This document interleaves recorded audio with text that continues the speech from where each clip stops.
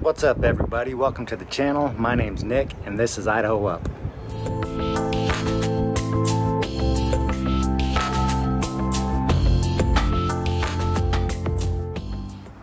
Okay, today we're going to be doing an install and a review of the VikingBags hard bags. Painted in black and they match the paint pretty well. It's almost spot on. But before I do that, I wanted to give you a run around on the bike and what's already been done to it. Full disclosure, most of the stuff that's been done to this bike was done at the Harley Davidson dealer prior to me picking up the bike. I originally planned on starting this channel with a 2016 Harley Davidson Roadster, and then this opportunity popped up and I got this bike, but I still have some video on that Roadster that when I get around to editing, I think I'm going to post for you guys that are still rocking sporties. Honestly, I wish I could have swung hanging on to both of them, but it just didn't make sense at the time of the deal. So with that said, let's start at the front end of the bike. This is the JD Customs and Fabrication fairing, FXRT style, both the upper and lowers. When I originally wanted to put it on, I was just going to put the uppers on and hang on to the lowers, but one day I stopped by the shop and they had it mocked up prior to paint, and I really liked the way it looked, so I just told them to leave them on. Super happy with this fairing. Of course, the 2-in-1 Two Brothers exhaust and the Harley Davidson tuner. I chose not to swap out the air filter because they told me it's a high flow air filter. I don't know if that's the case or not. If it is, let me know in the description below. Also, when I received the bike, I slapped on the Saddleman seat, but other than that, they got the 12-inch cross riser bars on it. This is running the regular handlebars that are stock with the risers. I'm happy with that setup. I don't think I'm going to change it. And that's about it. So with that said, let's get into these hard bags and the installation process. Alright, so first and foremost, I guess I should mention that on the Lowrider S, you have to move the signal indicators in order to install the bags. If you don't, they'll interfere with the installation process and how you run them. So these are the bags right here. They are Viking painted hard bags. I forget exactly what they're called, but I'll put a link in the description to these exact bags. These are the bigger ones. There are like 5 options to choose from. They come packaged like this, so they're pretty well packaged. The cardboard they use on the box is really thick, and then it comes in this little satchel, and the inside of it's super soft, I'm assuming for the paint, and then they bubble wrap it. So I've already looked at both bags. They both look fine. I just kind of wanted to show you what they look like when they showed up. One thing I was happy to find is on the inside of the bags, if I can open this, they actually include a little bag for you, and I wasn't expecting that on both bags, so that's kind of nice. And then the inside's like lined with this leather. It does super smell like glue right now, I'm assuming from gluing that in, so when I get them on, I'm probably going to leave them open for a couple days, let them air out. The locks aren't premium by any stretch of the imagination, but I have a feeling if there's ever anything wrong with them, I can easily replace them, but they seem to be alright for now. It does come with this indicator, what's it called, relocation kit, so that's going to be nice. We'll see how that turns out. If I don't like it later, I'll switch out my indicators to something else. And then the mounting hardware. They also do offer a quick disconnect mounting system. I chose not to do that because, knowing me, I'm probably just going to put them on the bike and leave them. I don't plan on removing them. But if you're the type of rider that likes to remove your bags, then that is an option. I think they're somewhere around $100. I don't know for sure. Okay, so I'm going to pause here for a minute and explain the removal of the turn indicators. So you got your 2 bolts right here. You need to undo those on both sides because there's a 3rd bolt on the back right here, and if you want to avoid taking that off and removing the entire fender, do both sides at the same time and then just move the fender up so that you can get to the back of these. There's a bolt right here to get the turn signal indicator off. So that one's off already. And then you just follow your wire all the way right here. And what I did on the other wire is I went back about this far and I cut it, because after we move these turn signal indicators onto the new bracket, we're gonna have to extend this. So we're gonna have to solder in a piece, but I still wanted to have my quick connection, so I'll just do that. We'll do some shrink fit on there, and then we can plug it right back in, and it'll still look stock, and it extends that turn signal, because they're gonna go from here to a bracket on the plate here, and those aren't long enough.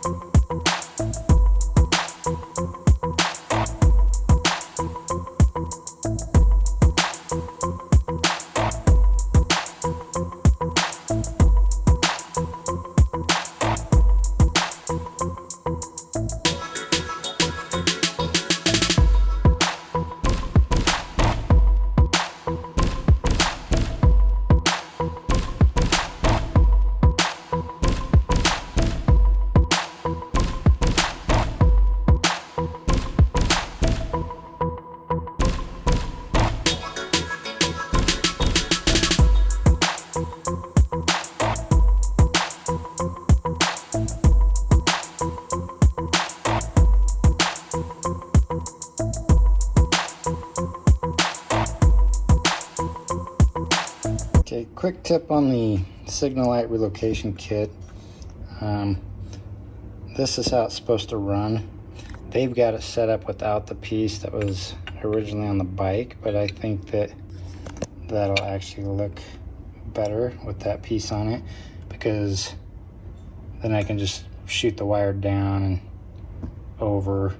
But if you don't do that, you have this gap right here where the wire is showing, and you could use like some automotive wire cover stuff. I forget what that's called.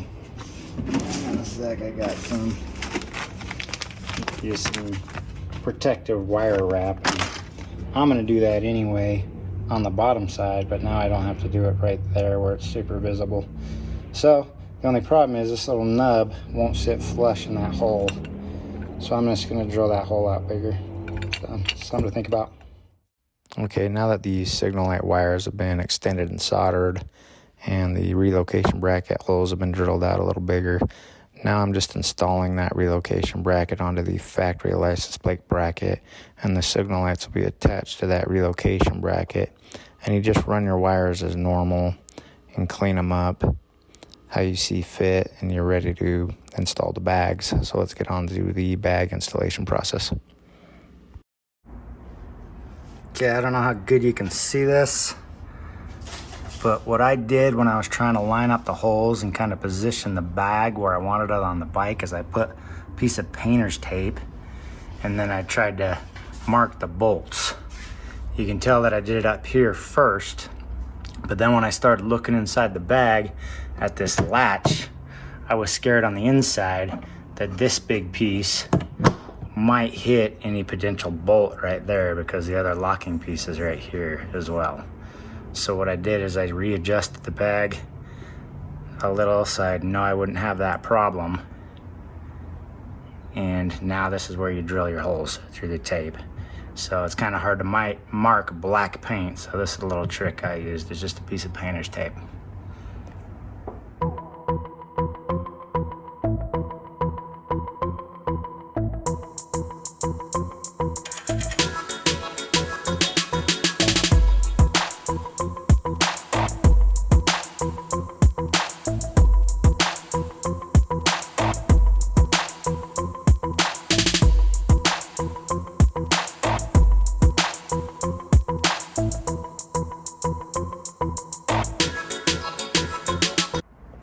All right, I ran into a pretty serious problem, and I'm going to show you this, hopefully save some of you the same issue. So these holes were fine. I'm good to go on this bag. But if you'll notice, and when I put them back to back and I put the pencil through, that's how you get your perfect marks over here. I put the holes in the same place. Here's the problem though.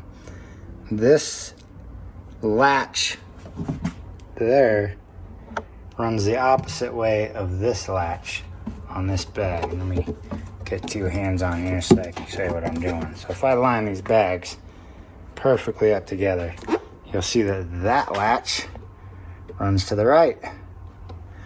That latch, well, okay, that runs to the right also on this side, but they don't run the same way. And I did not realize that until I had already put the holes in this bag. So if I use that same hole now, it's trying to come through on one of these bolts. So what I'm gonna do, there goes my bag. In order to fix this, because I don't want an extra set of holes in here, I don't want to have to run new holes. I'm gonna take this off, take my grinder, cut off this third bolt, and then I'll run my big bolt right there as well. So essentially the big bolt will also be holding this, because I'm going to leave enough metal on there to do that. So that's how I'm going to fix it. But in the effort to make sure you guys don't do the same thing, because that's a pretty easy one to make, learn through my mistake. Okay, so here it is with all 4 bolts in it on both sides. I popped them through just to see how close they were, and they're pretty much damn near on. I think it's going to be perfect when I get it on there. But this kind of just illustrates what I was talking about earlier, is that this runs this way, and on this side it runs that way. So they run away from each other instead of running in the same direction, which is what I was assuming. So just know when you're picking out your holes on your first bag, you need to make sure you check this bag to make sure it's not hitting this. So, but I'm just gonna notch that out with a grinder, and then this third hole will be held by a washer on this bad boy, and shouldn't be a big deal. So that's my fix, but now you can avoid the same issue.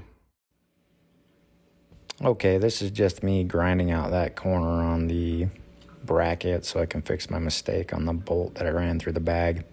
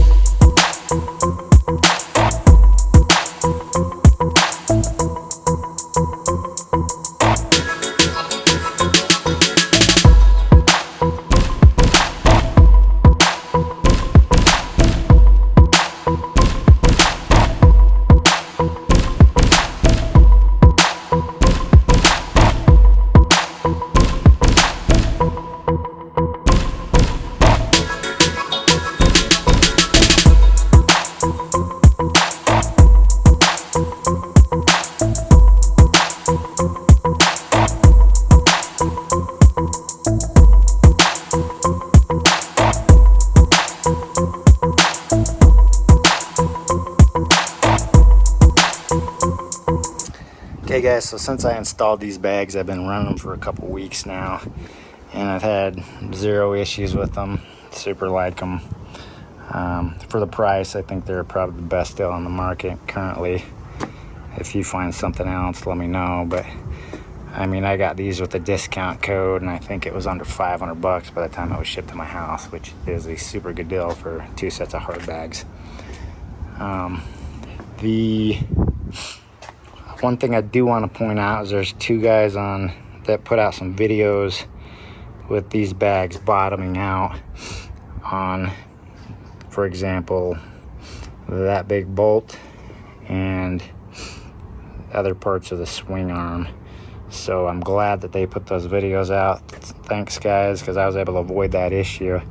And had I not seen those videos, I probably might have done the same thing. So I'm gonna go ahead and put those links to those videos in the description so you guys can avoid that issue. You can notice that these are pretty far out. At first, when I first slapped them on, it kind of bothered me, but just the peace of mind and not knowing I'm not gonna bottom the bag out on something else, it's totally worth it. So one thing I'm not so sure about is this signal light relocation kit.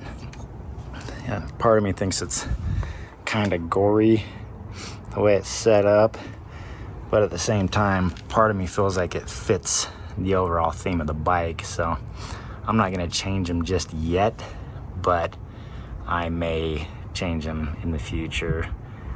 We'll see. They're kind of already growing on me, honestly. So so the inside of the bags, the latches, honestly, they do kind of feel a little cheap, but I haven't had any problems with them so far. So it's probably a place that they could improve, but given the price, I mean, still a pretty good deal. Inside, the bags are lined in leather. When I first got them, they smelled like glue super bad, and that smell is already starting to go away, so I'm pretty happy with that. These Velcro little pockets in here, and you can put small items in.